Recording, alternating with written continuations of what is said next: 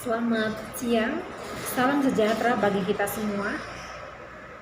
Terima kasih untuk permintaan beberapa rekan-rekan untuk saya bisa mensosialisasikan bagaimana manfaat BPJS Ketenagakerjaan bagi karyawan atau penerima upah.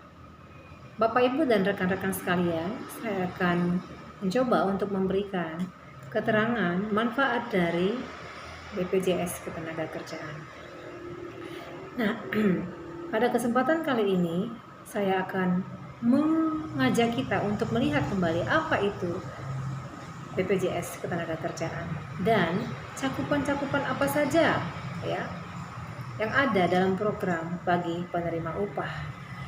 Nah, sebelum kita masuk kepada yang namanya pengertian dan manfaat dan angka yang akan kita bayarkan, maka kita perlu tahu dulu bahwa pada tahun 1993 ini dulu namanya masih jam sostek. Ya. Dulu mungkin kita pernah dengar yang namanya jam sostek. Nah, setelah perubahan, perkembangan berjalan, maka di tahun 2014 itu berubah nama menjadi BPJS Ketenagakerjaan.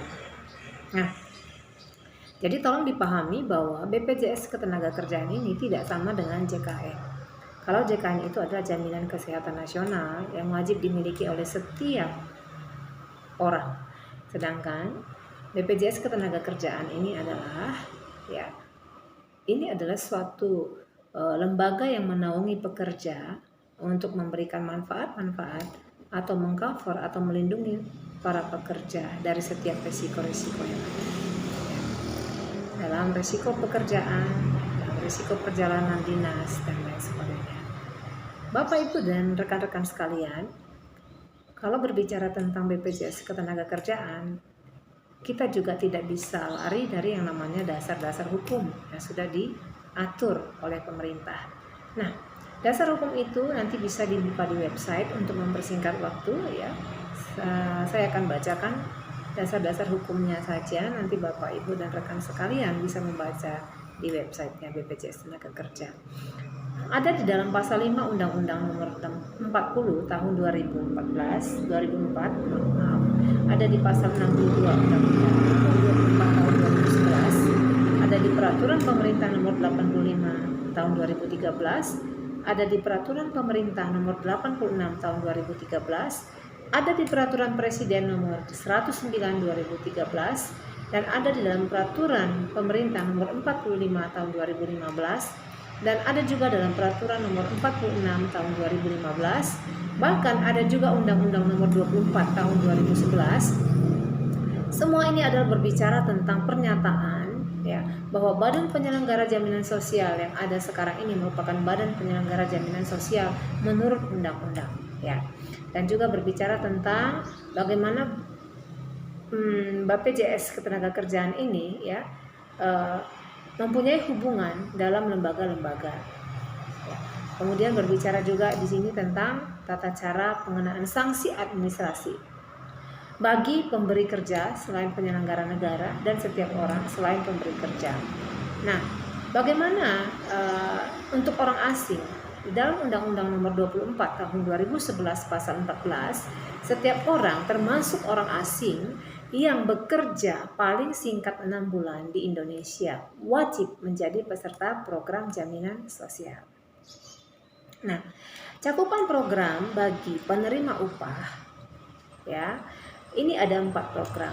Yang pertama JKK atau Jaminan Kecelakaan Kerja, yang kedua JKM Jaminan Kematian, yang ketiga JHT Jaminan Hari Tua, dan yang keempat adalah JP Jaminan Pensiun.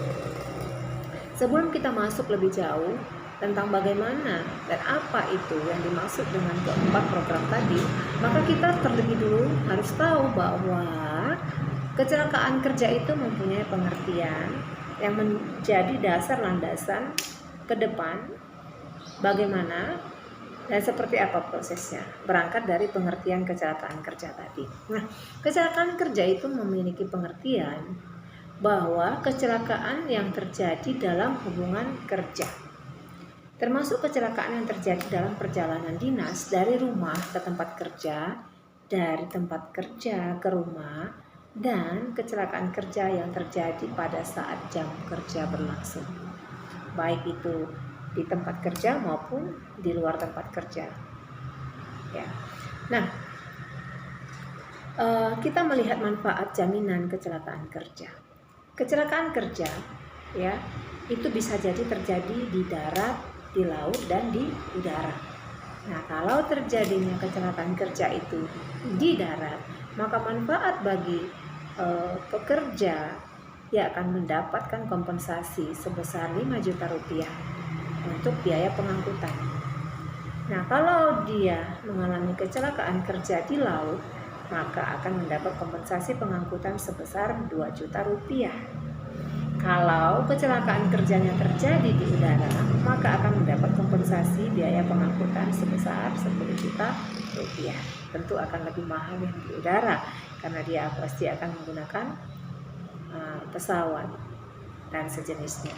Nah, bagaimana selanjutnya ketika sudah terjadi kecelakaan kerja dalam kategori 3 tempat ini? Kemungkinan apa yang terjadi? Kemungkinannya mungkin ada yang selamat atau tidak terjadi sesuatu yang tidak diharapkan. Kemungkinan berikutnya dia mengalami sesuatu atau mengalami kondisi tubuh yang rusak atau fraktur, katakan itu fraktur tulang, ya, maka dia akan memerlukan biaya perawatan dan pengobatan. Nah, biaya perawatan dan pengobatan ini akan dikeluarkan oleh BPJS Tenagakerja sesuai kebutuhan medisnya. Ya. Kebutuhan medis ini ya akan ditentukan dari diagnosis yang ditegakkan oleh dokter spesialis okupasi. Dalam setiap perusahaan itu sebaiknya ada dokter khusus, dokter okupasi, spesialis okupasi, ya, untuk mendiagnosa atau melihat kembali, menegakkan kembali ya diagnosa yang sebenarnya terjadi pada saat kecelakaan kerja terjadi. Nah, untuk kemungkinan yang kedua ada yang namanya STMB, sementara tidak mampu bekerja. Untuk STMB ini korban atau karyawan yang mengalami kecelakaan juga akan mendapat kompensasi atau mendapat santunan STMB namanya. 6 bulan pertama itu dia akan mendapat 100% upah. 6 bulan kedua akan mendapat 100% upah.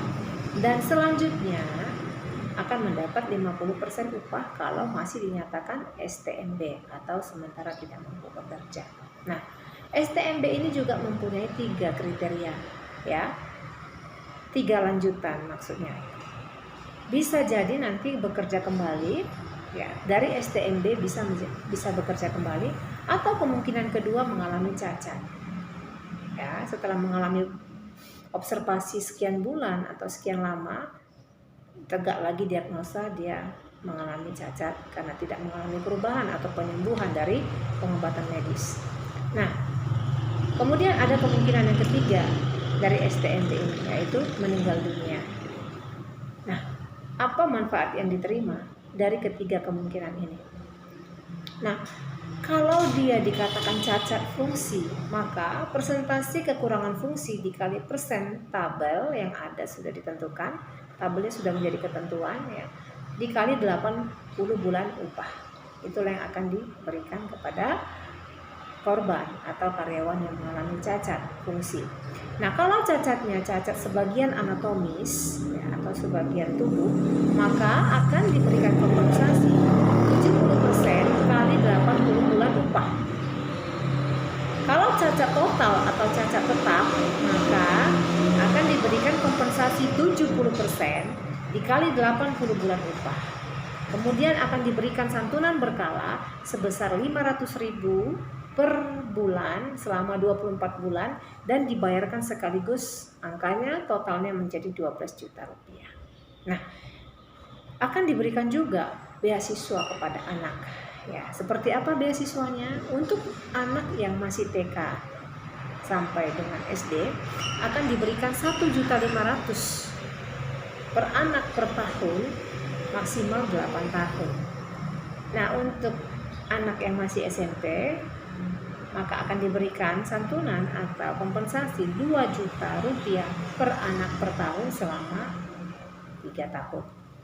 Nah, untuk anak yang SMA akan diberikan santunan sebesar 3 juta per anak per tahun maksimal 3 tahun. Nah, pendidikan tinggi atau perguruan tinggi ya, maksimal S1 akan diberikan kompensasi 12 juta per orang per tahun maksimal selama 5 tahun. Nah, inilah santunan yang akan diberikan kepada korban apabila mengalami cacat atau meninggal dunia. Nah, ada lagi untuk yang meninggal dunia, santunan sekaligus itu juga diberikan 60% kali 80 bulan upah. Kemudian santunan berkala bagi yang meninggal dunia diberikan santunan berkala sebesar 500.000 kali 24 bulan sekaligus dibayarkan menjadi 12 juta rupiah. Nah, santunan pemakaman itu diberikan sebesar 3 juta rupiah. Kemudian santunan-santunan yang lain, yaitu tadi seperti beasiswa anak, itu tetap diberikan bagi karyawan yang meninggal dunia. Jadi kalau cacat tetap ya dan meninggal dunia, ada santunan bagi generasi atau anak, dan hanya untuk 2 anak saja. Ya, jadi ikut program pemerintah, program keluarga berencana, hanya 2 anak saja. Oke. Berbicara tentang jaminan kematian, ya, peserta yang meninggal dunia bukan akibat kecelakaan kerja yang dimaksudkan tadi, ya, untuk meringankan beban keluarga, baik dalam bentuk biaya pemakaman maupun santunan berupa uang tetap diberikan. Ya, jadi bukan hanya meninggal karena kecelakaan kerja, tapi meninggal dunia bukan karena kecelakaan kerja, dimaksudkan juga untuk meringankan beban keluarga, akan diberikan dalam bentuk biaya pemakaman maupun santunan berupa uang. Luar biasa ya. Kemudian manfaat jaminan kematian ini ya ada berupa uang tunai, santunan kematian sebesar 20 juta rupiah, santunan berkala 12 juta rupiah, biaya pemakaman 10 juta rupiah seperti yang kita sebutkan tadi ya. Dan diberikan juga bagi anak-anak untuk beasiswa ya, artinya untuk biaya sekolah, angka yang sudah kita sebutkan tadi seperti itu ya. Nah, Bapak Ibu dan rekan-rekan sekalian, tentang program jaminan hari tua, kita masuk kepada program jaminan hari tua. Prinsipnya jaminan hari tua ini adalah untuk bekal hari tua ya. Kemudian untuk akumulasi iuran ditambah dengan hasil pengembangan ya. Akumulasi iuran dari perusahaan ataupun dari karyawan, dan akumulasi dari pengembangan. Nah, kemudian diberikan itu secara sekaligus atau berkala, akan dikembalikan secara sekaligus atau berkala sesuai dengan ketentuan yang berlaku. Nah, manfaat subsidi bunga bagi perumahan ini termasuk dalam program jaminan hari tua ya. Jadi kalau mengikuti BPJS Ketenagakerjaan, program jaminan hari tua juga memberikan manfaat subsidi bunga untuk perumahan bagi yang ingin memiliki rumah seperti itu. Untuk jaminan hari tua mencapai usia pensiun 56 tahun ya.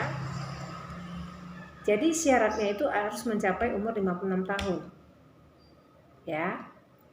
Untuk pencairannya syaratnya usia pensiun 56 tahun. Yang kedua, mengalami cacat total tetap untuk selama-lamanya. Kemudian meninggal dunia, mengundurkan diri dari tempat kerja atau terkena PHK, dan meninggalkan negara Republik Indonesia untuk selama-lamanya ya. Tentang jaminan pensiun, sedikit saya jelaskan bahwa BPJS Ketenagakerjaan diamanatkan untuk menyelenggarakan program jaminan pensiun sesuai dengan Undang-Undang Nomor 24 Tahun 2011 tentang Badan Penyelenggara Jaminan Sosial atau BPJS pada pasal 6 ayat 2 ya. Jaminan pensiun adalah sejumlah uang yang dibayarkan kepada peserta yang memasuki usia pensiun atau mengalami cacat total tetap atau kepada ahli waris bagi peserta yang meninggal dunia. Manfaatnya ada manfaat berkala, ada manfaat sekaligus. Bapak, Ibu, dan rekan sekalian, jaminan pensiun ini ya sangat berguna ya bagi pekerja karena ini manfaatnya untuk kesejahteraan setelah kita masuk pada masa pensiun. Ya, rekan-rekan sekalian, saya juga akan memberikan kesimpulan bahwa karyawan penerima upah, ya, karyawan penerima upah ini, upah yang dimaksud di sini adalah gaji pokok plus tunjangan. Jadi gaji karyawan itu adalah gaji pokok plus tunjangan. Nah, kalau dikatakan penerima upah, maka karyawan atau peserta akan menerima 4 manfaat, ya, ketika kita sudah menjadi anggota dari BPJS Ketenagakerjaan. Apakah itu yang 4 manfaat? Yang pertama JKK yang kita sebutkan tadi, jaminan kecelakaan kerja. Nah, kalau dikatakan JKK berarti ini mempunyai angka range 0,24% sampai 1,74% dari gaji pokok plus tunjangan. Ya. Jadi JKK ini dibayarkan oleh perusahaan murni. Jadi tidak ada kutip dari karyawan. Jadi murni perusahaan yang menanggung jaminan kecelakaan kerja. Ya, jadi si pemberi upah yang menanggung.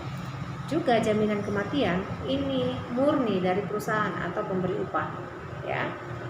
Jadi dibayarkan 0,3% dari gaji pokok plus tunjangan tetap. Nah, tapi kalau JHT, jaminan hari tua, ini 5,7%, itu dibayarkan oleh karyawan dan pemberi kerja. 5,7% dari gaji pokok dan tunjangan tetap, pembagiannya adalah karyawan 2%, perusahaan 3,7%. Nah, kalau jaminan pensiun ini karyawan itu 1% dan perusahaan 2%. Tinggal dikalikan saja, ya. Nanti kita akan berikan contoh atau simulasinya, ya, seperti apa kira-kira gambarannya kalau kita mengikuti hitungan seperti ini. Oke.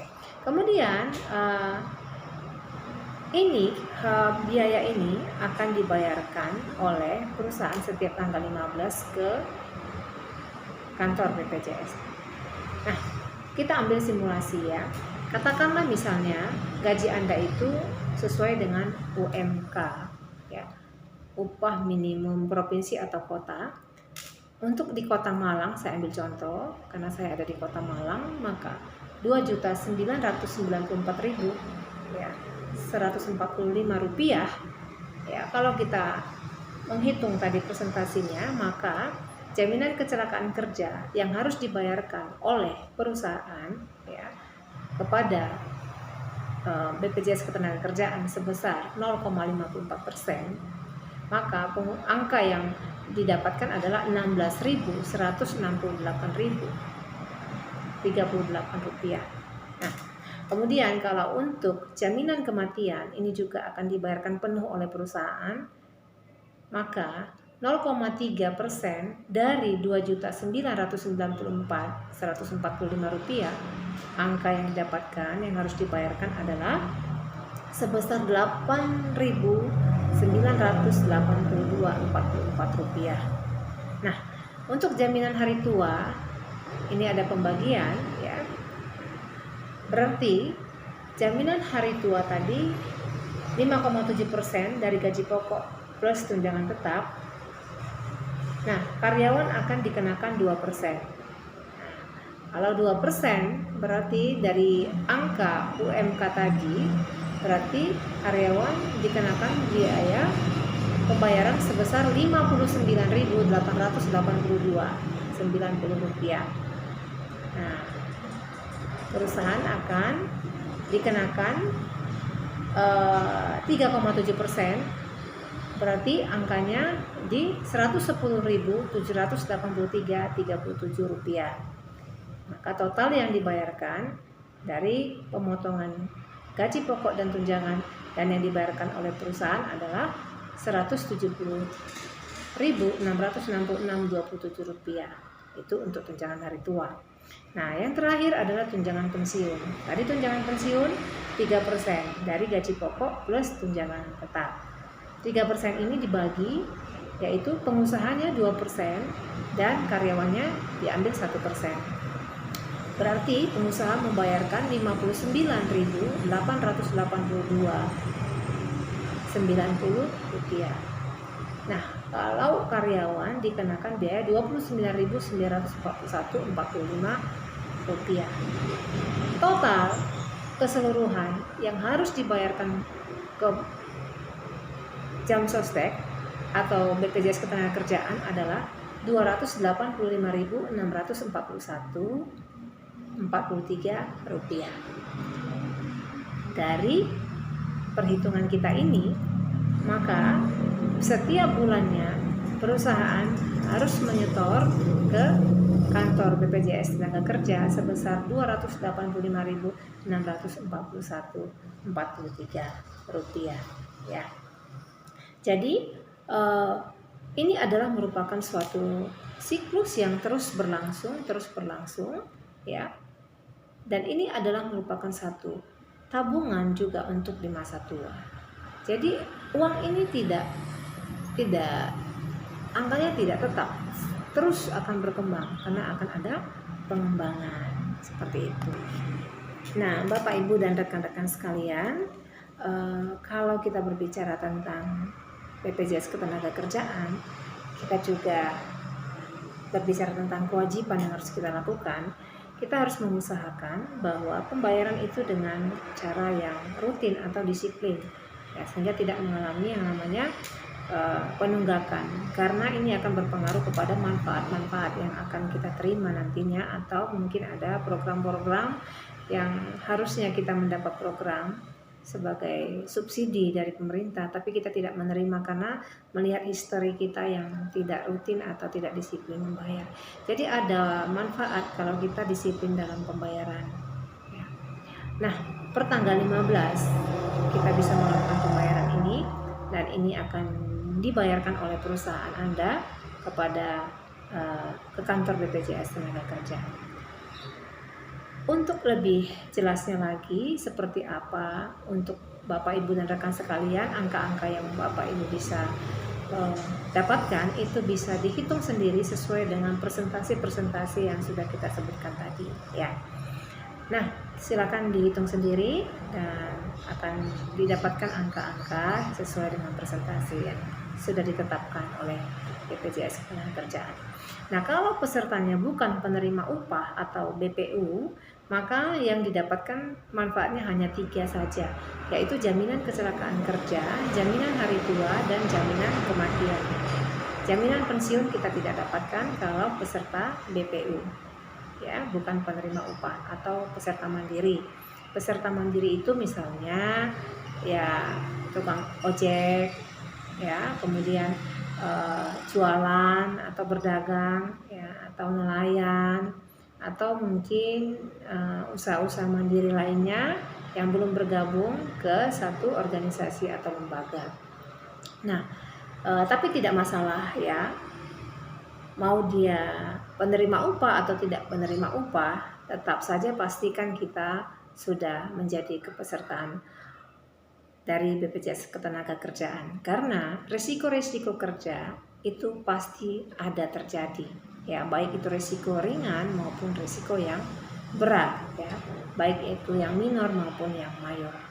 Nah, Bapak, Ibu, dan rekan sekalian, saya juga mau sampaikan bahwa apabila pemberi kerja ya tidak melakukan kewajiban atau tidak taat akan setiap peraturan dari undang-undang dan peraturan pemerintah, peraturan presiden yang sudah dikatakan tadi, tentu ada sanksi administrasi yang akan diberikan.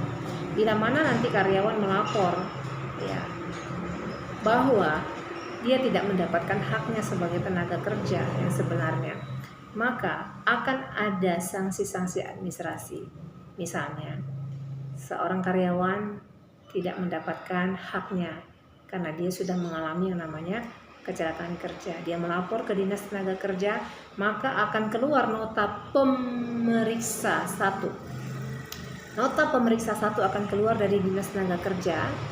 Nah, kalau ini tidak direspon dengan baik oleh lembaga atau perusahaan, maka Dinas Tenaga Kerja akan mengeluarkan nota pemeriksaan 2. Hal ini juga tidak direspon dengan baik atau oleh perusahaan atau lembaga, maka akan dikeluarkan oleh pihak Disnaker atau Dinas Tenaga Kerja nota pemeriksaan 3. Nah, 3 kali berturut-turut tidak direspon dengan baik oleh perusahaan atau lembaga, maka ya tidak akan diberikan lagi izin pengurusan pelayanan publik. Tidak lagi diberikan izin pengurusan pelayanan publik, ya. Berarti siap-siap untuk diberhentikan pelayanannya atau ilegal seperti itu, ya. Karena semua aturan yang dibuat itu selalu di bawah pengawasan, ya. Kalau saat ini masih aman, ya bukan berarti aman untuk selamanya, tapi ada saatnya nanti ada kemungkinan kita tidak aman. Ya, jadi kalau mau aman selamanya, lakukan kewajiban, taat peraturan, taat pemerintah, taat undang-undang, ya. Itu akan menguntungkan bagi pemberi kerja dan juga akan menguntungkan bagi penerima upah. Ya, khususnya bagi perusahaan atau lembaga. Bapak, Ibu dan rekan-rekan sekalian, demikian penjelasan saya untuk saat ini. Semoga apa yang Bapak Ibu minta memenuhi permintaan Bapak Ibu, dan saya berharap penjelasan ini bisa dipahami dan dilakukan.